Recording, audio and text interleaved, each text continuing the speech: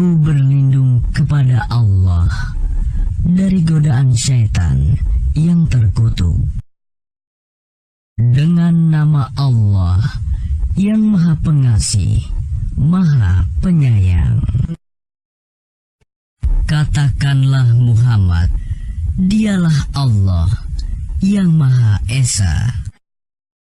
Allah tempat meminta segala sesuatu. Allah tidak beranak dan tidak pula diperanakan, dan tidak ada sesuatu yang setara dengan Dia.